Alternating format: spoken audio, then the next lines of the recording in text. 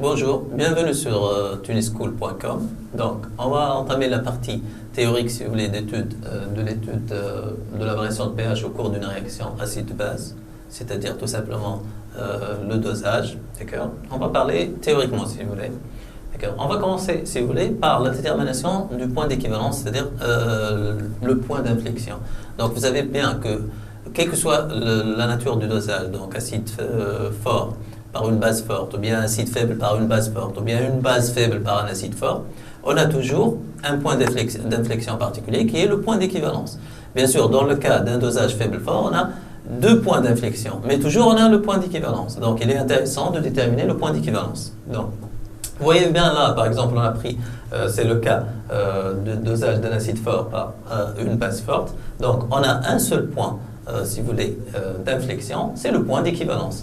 Donc, vous remarquez bien que là, on a deux concavités, si vous voulez, donc une première et une deuxième concavité. Et bien, le point d'inflexion qui est là, le point d'équivalence, ce sera déterminé, si vous voulez, dans cette zone, d'accord? Donc, vous avez la méthode des tangentes, c'est que on va placer des tangentes à la courbe. Donc, on va placer des tangentes à la courbe à ce point-là, d'accord, si vous voulez, voilà. La première tangente au niveau de cette concavité-là, si vous voulez. On va placer une deuxième tangente au niveau de la deuxième concavité, si vous voulez. On va prendre la perpendiculaire aux deux tangentes, d'accord? Là et là, pour que vous puissiez voir, si vous voulez. Voilà. OK. Et à mi-chemin entre les deux tangentes, si vous voulez, on va faire passer une droite parallèle aux deux autres, si vous voulez, aux deux tangentes. Voilà. Donc, vous voyez bien là que l'intersection, si vous voulez, l'intersection, donc,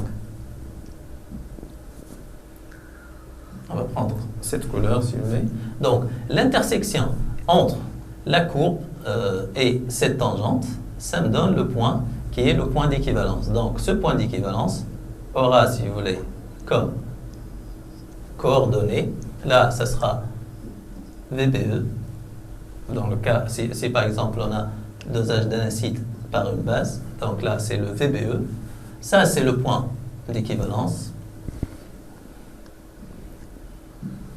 Donc ça sera CE, le point d'équivalence. Et l'ordonnée là, ça va me donner le pH à l'équivalence. En l'occurrence, là, c'est 7 parce que c'est un dosage fort, acide fort par une base forte. D'accord? Donc, on va passer à l'étude théorique, si vous voulez. D'accord? Donc là, j'ai les trois types de dosage qui figurent dans votre programme, si vous voulez. Donc là, c'est dosage d'un acide fort par une base forte.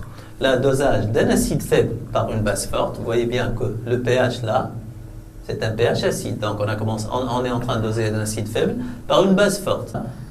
Le pH est basique, donc c'est le dosage d'une base faible par un acide fort. Donc là, ce sera le volume, c'est VA. Là, le pH est en train d'augmenter, donc on est en train d'ajouter une base. Là aussi, donc VB. Et là, on a toujours pH, d'accord? Donc, on va commencer par voir, si vous voulez, le point commun entre tous ces dosages, si vous voulez. Donc, si vous voyez bien là, au début du dosage, donc dans cette partie, dans les trois cas, au début du dosage, le pH varie très lentement, si vous voulez. De même, à la fin du dosage. Donc, de même, à la fin du dosage, le pH varie très lentement, si vous voulez. Donc, on va commencer là.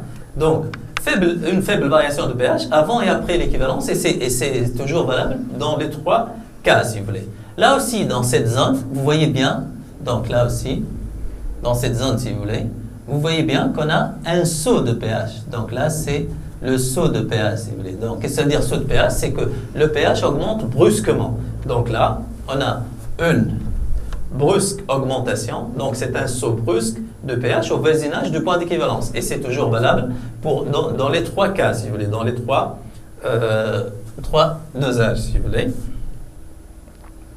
Donc, on va passer à autre chose. Donc, la différence entre, le point commun, si vous voulez, là, entre ces deux dosages, c'est le fait d'avoir trois concavités. Donc, deux points d'inflexion. Donc là, j'ai deux points. Dans ces deux cas-là, j'ai deux points d'inflexion. D'accord? Alors que là, j'ai un seul point d'inflexion. C'est quand même important. Ça va permettre de distinguer le type de dosage et de déterminer l'acide faible, la base faible, si les deux sont forts, acide et base forte, etc. D'accord? Donc là, on a un seul point d'inflexion et là, on a deux points d'inflexion. Le point, si vous voulez, le point commun entre ces trois dosages, c'est que j'ai toujours un point d'inflexion. Au moins, j'ai un point d'inflexion, c'est le point d'équivalence. Donc là, si vous voulez, donc on a un seul point d'inflexion, c'est le point d'équivalence. Là, j'ai deux points d'inflexion, le point d'équivalence et le point de demi-équivalence. Donc là, j'ai point d'équivalence et point de demi-équivalence dans les deux cas. Voilà. Donc, certainement aussi, il faut faire attention. Donc, si je parle du dosage d'un acide fort par une base forte, donc le pH à l'équivalence, il est égal, si vous voulez, le pH à l'équivalence, il est égal à 7. Donc là, pH à l'équivalence est égal à 7. D'accord? Dans le cas, si vous voulez, donc dans le cas d'un acide faible, dosage d'un acide faible par une base forte, si vous voulez, le pH à l'équivalence, il est supérieur à 7. Mais dans le cas de dosage d'une base faible par un acide fort, le pH à l'équivalence est inférieur à 7. Donc là, à l'équivalence, le milieu est acide. Là, à l'équivalence, le milieu est basique. Et là, à l'équivalence, bien sûr, le milieu, il est neutre. On va passer à autre chose. On va étudier, si vous voulez, on va parler de l'équation de la réaction dans chaque cas. Eh bien, il y a un point commun entre les trois dosages, c'est qu'une réaction acide-base est toujours totale. Donc, on parle toujours de réaction totale. Et on peut facilement, si vous voulez, démontrer ça. Donc, on va commencer par le premier cas. D'accord? Donc, équation de la réaction. Réaction d'un acide fort et d'une base forte. On va prendre comme exemple, donc, l'acide chlorhydrique en solution aqueuse CH3+, plus Cl-. La soude en solution aqueuse, c'est Na+, plus OH-, si vous voulez. D'accord? Eh bien, l'équation de la réaction, donc si vous voulez, l'équation de la réaction. Donc, l'équation, c'est H3O+, H3O+, plus, donc H3O+, plus OH-. Eh bien, puisque c'est une réaction totale, donc une seule flèche, et ça va donner, si vous voulez, 2H2O. Donc, ce n'est pas la peine de faire figurer Na+, et Cl-. Pourquoi? Parce que Na+, et Cl- sont des ions inertes, des ions spectateurs, si vous voulez. Donc, des ions spectateurs, c'est-à-dire, ils vont rester indifférents dans l'eau, si vous voulez. Donc, ces ions ne vont pas réagir avec l'eau, d'accord? Donc, ce n'est pas le cas, ce n'est pas toujours le cas. Donc là, on va passer au deuxième cas. Réaction d'un acide faible et d'une base forte. Donc, réaction, par exemple, là, entre le CH3COH, donc c'est le CH3COH, et la base forte, qui est la soude. Donc, c'est la fameuse base Na+, plus OH-.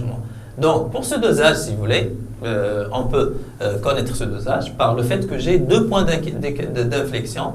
Là, c'est le point d'équivalence, d'accord? C'est le deuxième point d'inflexion. Et là, le premier point d'inflexion, c'est dans cette zone, d'accord? C'est le point de demi-équivalence, si vous voulez. Demi-équivalence, c'est-à-dire, si j'ai là, le volume, c'est VBE, si vous voulez, d'accord? Donc, je vais prendre la moitié de 20, c'est 10, donc ça sera là, ça c'est le point de demi-équivalence repéré par VBE sur 2. Donc là, si vous voulez, je vais avoir, si vous voulez, le pH à la demi-équivalence, qui est là un pH acide. Donc le mélange est acide, puisque, si vous voulez, on a utilisé un acide, c'est le dosage d'un acide faible par une base forte. Donc, on va parler de l'équation de la réaction, si vous voulez. Donc l'équation, j'ai là CH3COH plus OH-, puisque on est en train d'ajouter la base. Ce n'est pas la peine d'avoir Na+, puisque ce sont des ions spectateurs. C'est une réaction totale, donc flèche, ça va me donner quoi? CH3CO- plus H2O. D'accord? Donc CH3CO- plus H2O.